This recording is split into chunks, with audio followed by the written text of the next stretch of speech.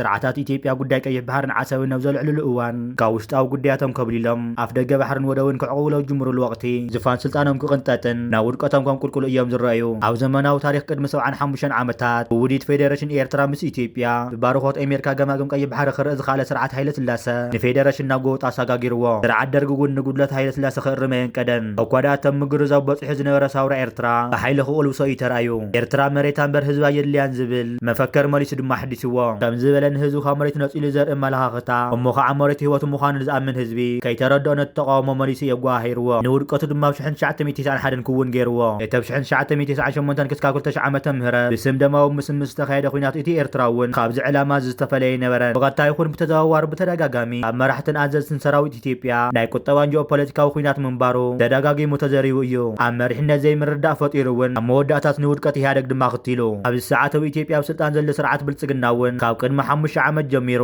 ነቲ ቀታሊ ዝኾነ ዘረባ ኣብ ኣደባባያት ዓለም ከምረልን ክህደለልን ድማ ጸኒሑ ህዝቢ ኤርትራ ሓውና እዩ ብረብሓና ምስ ንሪኦ ግን ሕውነተይ ይሰርሕን እዩ ቦታ እውን የብሉን ክብል እቲ ብትስዓት ዝተኸረ መራሒኡ ተዛሪበሎ ቀይዲ በተኽ ምዃንን ህግራዊ ሕግን መግዛእታዊ ውዕላትን ከም ዘይግዛእን ዘነጻጸረ ስርዓት ብልጽግና እቲ ንዘቤታዊ ሽግር ከመጥፍእ ሓዊ ዝሓትወ ዛዕባ እዋንነት ኣፍ ደገ ባሕሪ ስትራቴጂካውነትን ሽንጭሮ ቀይሕ ባሕርን ኣብ ስልጣን ንክሰርድ ዘኽእሎ ይመስልን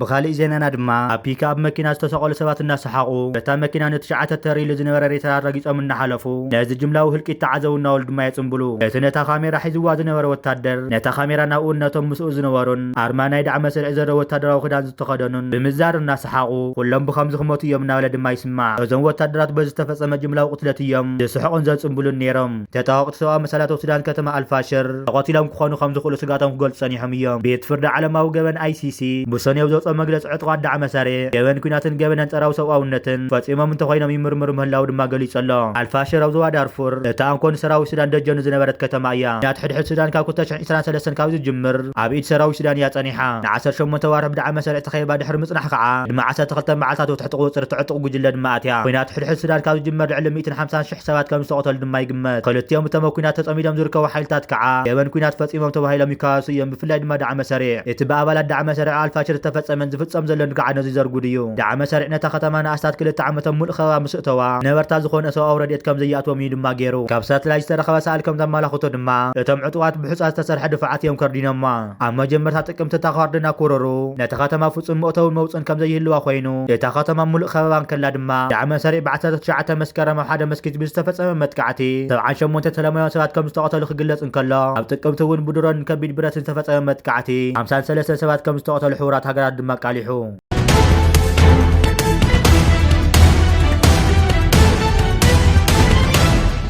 بخالي زيننا دما ኣብ ክልል ዓፋር ዋና ማሕዳር መጋለ ሓይልታት ትግራይ ወረዳ ቀበሌ ቶንሳ መጥቃዕቲ ብምፍጻም 15 ኪሎ ሜትር ጥሒሶም ብምእታው 6 ቆሻሻት ተቋፂሮም ክብል ድማ ኸይሱ ነይሩ ግዝያዊ ምምሕዳር ክልል ትግራይ ብወገኑ መሰረት ዘይብሉ ክስ ብምባል ድማ ነፂግወሎ መንግስቲ ክልል ዓፋር ብረው 26 ጥቅምቲ 2018 ቆፃፅራ ግእዝ ኣማስያው ዘውፅኦ መግለጺ ጉጅለ ሕወሓት ናበለ ጽዋዕ ዕጡቕ ሓይሊ ኣብ ወረዳ መጋለ ዞባ ክልተ ኣብ ዝርከብ ቀበሌ ቶንሳ ተኹሲ ከቢድ ኣፅዋር ከፊቱ ብምባል እዩ ኸይሱ ነይሩ ዋና ማሕዳር ወረዳ መጋለ ኣቶ ዓብዱ ሸኽ በረኻ ዑስማን ጎረቤት ክልል ትግራይ ተበጊሶም ዝበሎም ሓይልታት ካብ ረውዕ ንግሆ ጀሚሮም ቦታ ክሕዙ ከም ጀመር ድማ ሓቢሩ ሙሉእ መዓልቲ ነቲ ከባቢ ክሕዙ ውዒሎም እስካብ ሰዓት 12 ህዝቢ ይሃድም ነይሩ እቲ ዕጡቕ ጉጅለ ቦታታት ይሕዝ ነይሩ ንሙሉእ እቲ ከባቢ ምስ ተቋፃፀሩ ከባቢ ሰዓት 12 ኣጋምሸት ናብቲ ህዝቢ ከቢድ ኣፅዋር ክድብሩ ጀሚሮም ብምባል እቲ ብመንግስቲ ትኽልል ዝቐረበ ክስታት ድማ ራጉዱ መንግስቲ ክልል ዓፋር ኣብ ልዕሊ ንጹሃት ጓሶት ዓፋር ብሞርታርን ዙ 23 ከቢድ ኣፅዋር ከፊቱ ክብል ዝኸሰሰ ኮይኑ እንተኾነ ግና ኣብ ልዕሊ ህዝቢ ወረ ጉዳቶም ምልኪቱ ሓበሬታ ከም ዘይብሉ ድማ ተዛሪቡ ኣብ ማሕዳር እቲ ዘዋዓተ ዓውዱ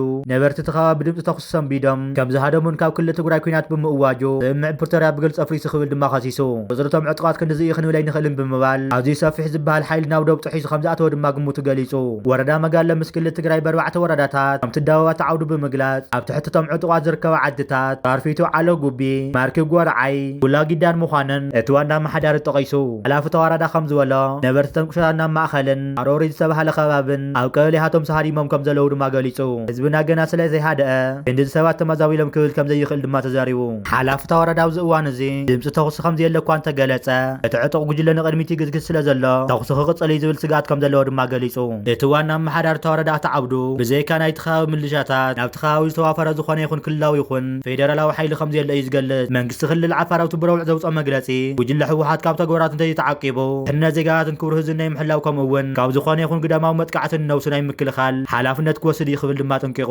ትማሊ ካብ መንግስቲ ግዜያዊ ምምሕዳር ትግራይ ተዋሃበ መግለጺ ነዚ ካብ መንግስቲ ክልል ዓፋር ዝወፀ መግለጺ ምላሽ ዝሃበ ኮይኑ እዚ መሰረት ዘይብሉን ዝተረጋገፀን ወሰን ዓፋር ከም ዘየለን ግልባጡ ዝፍጸም ዘሎን ተግባር ንሰላማዊ ታሪኻውን ውህደትን ጉርብትናን ክልቲኡ ህዝብታት ዘይምጥንን ኣብ ቀውዕ እዋን መሪፅካ ህዝቢ ትግራይ ምጉዳእ ዝተወጠነ ክፋእ ምዃኑ ጉህድ እዩ ክብል ብምላሹ ድማ ከሲሱ እቲ መግለፂ ወሲኹ ብስም ሓራ መሬታዊ ዓፋር ዝርከብ ዕጡቕ ሓይሊ ኣብ ዝሓለፈ ዓመት ብተደጋጋሚ ኣብዚ ዓመት እዚ ድማ ቅድም ኢሉ ብኣፈት ኮንባን ዓብደለም ተደጋጋሚ ትንኳይ ክፍፅም ከም ፀንሐ ብምዝኽኻር ብዛዕባ ዘብዝቕነ ዝተፈጠረ ግጭት ከም ዝኽብል ድማ ኣውሪሁ ኣብ ዝቕነ ግዜያዊ ምምሕዳር ትግራይ ብደቡብ ትግራይ ራያ ዓዘወን ራያ ጨርጨርን ምስ ህዝብን ሰፋፍትን ዝሓዘ ናይ ልምዓት ዘተ ንምዕንቃፍ ዕጡቓት ሓራ መሬታዊ ማጋለን ኮንሳን ተበጊሶም ኣብ ደደርባን ጸሓፍትን ገረብ ኣገውን ኣመራርሓ ግዜያዊ ምምሕዳር ሓልፉሉ ዝተገመተ መስመር መቐለ ምዃኒ ንምህዋኽ ዘኽእሉ ተግባራት ክፍጽሙ ቀንዲዮም ክብል ድማ ከሲሱ እቶም ተጠቐሱ ቁሸታት ድማ መጋለን ተንሳን ብዋና ኣመሓዳሪ ክልል ዓፋር ኣቶ ዓብዱ ዝተለዓሉ ቁሸታት ኮይኖም እቲ ከባቢ ንባዕሎም ሓራ መሬት ብዝብል ዝፅውዕ ዕጡቓት ዝንቀሳቐሰሉ ከባቢ ከም ዝኾነ ድማ ህወሓት ገሊጹ ልዕሊ ክልተ ግዜ ድማ ምስ ሓይልታት ጸጥታ ትግራይ ግጭት ተላዒሉ ምንባሩ ዝዝከር ኮይኑ ህወሓት ነቶም ዕጡቓት ካብ መንግስቲ ፌደራል ዝድገፉ ብዝብል ዝኸስስ ኮይኑ ዛግን መንግስቲ ክልል ዓፋር ብዛዕባ ህላወ እዞም ዕጡቓት ዝበሎ ነገር የለን ኣቶ ዓብዱ መጥቃዕተው ዝተፈጸመሉ ከባብታት ኣብ ሓይልታት ትግራይ ተፈንጭሎም ንባዕሎም ሓራ መሬት ወይ ድማ ሓይል ሰላም ትግራይ ብዝብል ዝንቀሳቐሱ ዕጡቓት ተሓቲቱ በቲ ተኹሲ ዝተፈጸመሉ ከባቢ ከምኡ ዝበሃሉ ዕጡቓት የለውን ክብል ድማ ክሒዱ ሓላፊ ቢሮ ሰላምን ጸጥታን ክልል ትግራይ ብርጋዴር ጀነራል ተኽላይ ኪዳነ ብዛዕባ እቲ ብመንግስቲ ክልል ዓፋር ዝቐረበ ክሲ ከምዚ ክብል ድማ መሊሱ ኣሎ ዓፋር ሓንቲ ቦታ ኣቲና ይተቆጻጸርናን ብምባል ኣብ ልዕሊ ሓይልታት ትግራይ ዝቐረበ ክሲ ድማ ነጺጉ ዝኾነ ግጭት የበገሰናን ከም ዝበለ ድልውነት እውን የለን ክብል ድማ ብርጋዴር ጀነራል ተኽላይ ገሊጹ ኳዳ ሰብ ሓይልታት ዓፋርን ሓይልታት ሓራ መሬትን ተደጋጋሚ ትንኮያ ከም ዝተኻየደ ድማ መሊሱ ከሲሱ ዓፋር ዝርከቡ ሓይልታት ሓራ መሬት ሓይልታት ዓፋር ኣብ ዝተፈላለዩ ቦታታት ተደጋጋሚ መጥቃዕቲ ኣካይዶም እዮም እቲ ዝወረደ ጉድኣት ንፈልጦ ኢና እቲ ዝወረደ ጉድኣት ግን ንሚድያታት ክንገልጾ ይንደልን ኢና ክብል ገሊጹ ብርጋዴር ጀነራል ተኽላይ ብተደጋጋሚ መጥቃዕቲ ተፈጺሞም ዝበሎም ከባብታት መላዛት ኣኻዛ ያሳ ኣወጀራትን ገረብ ኣገው ዝበሃሉ ከባብታት ከም ዝኾኑ ድማ ገሊጹ ዝሓለፈ ሰንበት 23 ጥቅምቲ 2018 ግእዝ ኣብ ገረብ ኣገው ዝተባሃለ ከባብታት ትንኮያ ነይሮም ጉድኣት ድማ በፅሑ ይኽእል ድማ ከሲሱ ብሓቂ ክንዛረብ እንተኮይንና ፍሉይ ሓይሊ ዓፋር ንገለ ከባብታት ትግራይ ይቆፃፀር ምህላው ንፈልጥ ኢና እንተኾነ ግን ግጭት ኣይንደሊልና ሓሲብና ነዚ ንህዝብና ድማ ክንገልጾ ኢና ክብል ወሲኹ ገሊጹ ግዜያዊ ምምሕዳር ክልል ትግራይ ዓርሰ ምክልኻል ስጉምታት ከም ዘይወሰደ ድማ ይዛረብ ዓርስና ክንከላኸል ንኽእል ነርና ግን ኣይገበርናዮን ኣብ ዘለናዮ ኮይንና ካብ ምክልኻል ሓሊፍና ካልእ ኣማራፂ የብልናን ክብል ንሓይልታት ትግራይ ተኸላኺሉ ብርጋዴር ጀነራል ተኽላይ ስምምዕ ፕሪቶርያ ፈሪሱ ክስካብ ዘይተባሃለ ኣኽቢርና ንቕፅሎ ኢና እንደሊ ክብል ድማ ገሊጹ መንግስቲ ክልል ዓፋር ነዚ ክሰብ ልዕሊ ሕወሓት ዝቐረበ መንግስቲ ፌደራል መራሕቲ ክልል ትግራይን ኣብ ሕድሕዶም ተሪር ክስታቶም ዘቕርብሉ ዘለው እዋን እዩ ብሰንበት 23 ጥቅምቲ 2018 ሳልሳይ ዓመት ምፍራም ስምምዕ ፕሪቶርያ ብምዝካረው ዘውፅኦ መግለጺ መንግስቲ ፌደራል ካልእ ዙርያ ኩናት ንምፅሕታር ብንጹር ይንቀሳቐስ ኣሎ ክብል ድማ ከሲሱ ብተወሳኺ መንግስቲ ፌደራል ንህዝቢ ትግራይ ንሕድሕድ ንኽዋጋዕ ዕጡቓት ይምልምልን የስልጥንን ይውድውን ኣሎ ክብል ድማ ከሲሱ ብሩኽ ብርሃኑ ጁላ ከም ዝበሎ ድማ ህዝባዊ ወያነ ሓርነት ትግራይ ድሕሪ ውዕል ፕሪቶርያ ዘካይዶም ዘሎ ተግባራት ናብ ኩናት ንምእታው እኹል ምክንያት ከም ዝኾነ ድማ ተዛሪቡ እዚ ምሩኽ ብርሃኑ ጁላ ዘቕረቦም ክስታት እቲ ቅድሚ 5 ዓመት ኣብ ትግራይ ኩናት መወልዒ መንቀሉ ኮይኑ ዝጥቀስ ኣብ ልዕሊ ሰሜን እዚ ተፈጺሙ ዝበሃል መጥቃዕቲ ንምዝካር 24 ጥቅምቲ 2018 ግእዝ ኣብ ዝተሰናደአ መድረኽ እዩ እቲ ምሩኽ ብርሃኑ ጁላ ህወሓት ውዕል ፕሪቶርያ ካብ ዝፍረም ጀሚሩ ዝፈጸሞም ተግባራት ትንኮሳን ልዕሊ ዓቕሚ ምዃኖም ገሊጹ ኤርትራ ጽምዶ ብዝብል ዝካየድ ዘሎ ዘይሕጋዊ ርክባት ተመዛበልቲ ናብ ዓዶም ክምለሱ ዘይምፍቃድ ዕጡቓት ምስልጣን ናብ ክልል ኣምሓራ ዝንቀሳቐሱ ዕጡቓት ጉጅለ ፋኖን ምድጋፍ ድማ ከም ኣብነት ኣልዒሉ ኣማኻሪ ተቐዳማይ ሚኒስተርን ጉዳያት ምብራቕ ኣፍሪካን ኣቶ ጌታቸው ረዳ ማሕበራዊ መራኸብታት ገጹ ኣብ ዝዘርግሖ ሓፂር ጽሑፍ ድማ ጉጅለ ሕወሓት ንፌደራል መንግስቲ ናብ ግጭት ጎይቱ ክእቱ ይፍትን ኣሎ ክብል ድማ ከሲሱ እቲ ፕሬዝደንት ግዜያዊ ምምሕዳር ትግራይ ነበር እቲ ጉጅለ ስምምዕ ፕሪቶርያ ንምፍራስ ኩሉ ዓይነት ምላዓል ፈቲኑ ሕጂ ድማ ብወገን ዓፋር ነገራት የለዓዕል ኣሎ ክብል ከሲሱ ተወሳኺ እቲ ትኩያታት ብትእዛዝን ሓላፍነቶምን ዝካየድ ዘሎ ውድታትን ኣጀንዳን እዩ ክብል ድማ ወሲኹ ብተወሳኺ ድማ መንግስቲ ኢትዮጵያ ትማሊ ምሸት ሰዓት 3 ፈረቓ ናብ ልዕሊ ሰራዊት ትግራይ ኣብ ከባቢ ወሰን ትግራይን ዓፋርን ናይ ድሮን መጥቃዕቲ ፈጺሙ ኣሎ መስዋዕትን መቁሰልትን እውን ኣጋጢሙ ኣሎ ሰራዊት ትግራይ ብልቁስ እዩ መጥቃዕቲ በፂሕዎ ውዕል ፕሪቶርያ ድማ ብዕለ ተጣሒሱ ከም ዘሎ ይግለጽ ኣሎ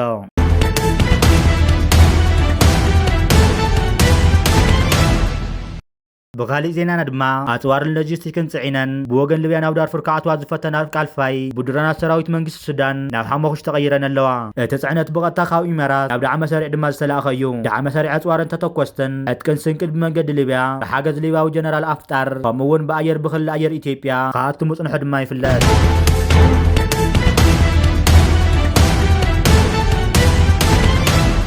ብኻሊእ ዜናና ድማ ጋዜጠኛ ሙሳ መሐመድ አድም ወዲ መንደር ተሰዊኡ ጋዜጠኛ ቋንቋ ትግረ ድምፂ ሓፋሽ ኤርትራ ሙሳ መሐመድ አድም ብዛሓደረ ሕማም ህንዲ ክእለ ድሕሪ ምጽናሕ ብ5 ሕዳር 2025 ዓሪፉ ጋዜጠኛ ሙሳ ካብ ግዜ ንእስነቱ ምስ ተጋድሎ ሓርነት ኤርትራ ናብ ሳውራ ኤርትራ ተሰለፈ ኣብ ድምፂ ሓፋሽ ብቋንቋ ትግሬ ካብ ድሕሪ ነፃነት ተትሒዙ ድማ ድምፁ ብተደጋጋሚ ኣብ እዛን ልብን ሰማዕቲ ድምፂ ሓፋሽ ተስረፃ ዓብዪ ጋዜጠኛ እዩ ነይሩ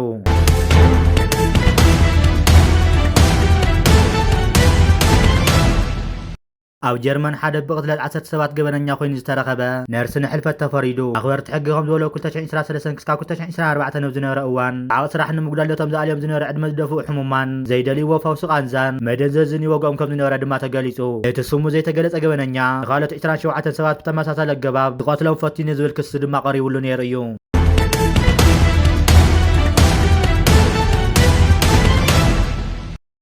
ኣብ ሃገረ ፊሊጲንስ ሰፊሕ ጉድኣት ዘውረድ ህበቡላ ባሕሪ ናብ ማእኸላይ ገማግብ ቪየትናም ይጽጋዕ ኣሎ እቲ ታይፍን ተባሂሉ ዝፍለጥ ሓያል ህበቡላ ኣብ ፊሊጲንስ ብውሕዱ 114 ሰባት ድማ ከም ዝቐተለ ድማ ይግለጽ ኣብቲ ዞባ ዝርከብ ሓያል ምዕርፎ ነፈርቲ ደንክቲ ህበቡላ ክስታት በረራታት ተቋሪጡ ምህላው ድማ ክፍለጥ ተኻኢሉ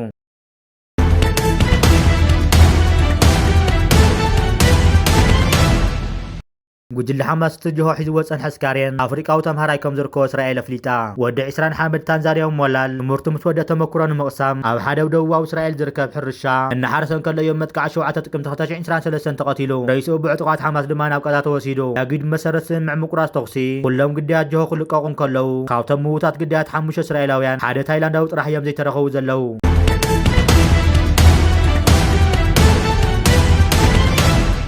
ብኻሊእ ዜናና ድማ ኤርትራ ኣባልን ተወዳዳሪትን ካብ ቤት ምኽሪ ቸለ ናይ ሓገዝ ጻውዒት ከም ዝተቐበለት ተገሊጹ ፈጻሚ ጉዳያት ኤምባሲ ኤርትራ ኣብ ኢትዮጵያ ኣቶ ብንያም በረሀ ንማሊ 5 ሕዳር 2 እውን ብዙሕነታውን ጉዳያት ሓበራዊ ዘግድሱ ምስ ኣምባሳደር ቺላ ሃናፅ ዘተ ከም ዘካየደ ኤምባሲ ኤርትራ ኣብ ኢትዮጵያ ሓቢሩ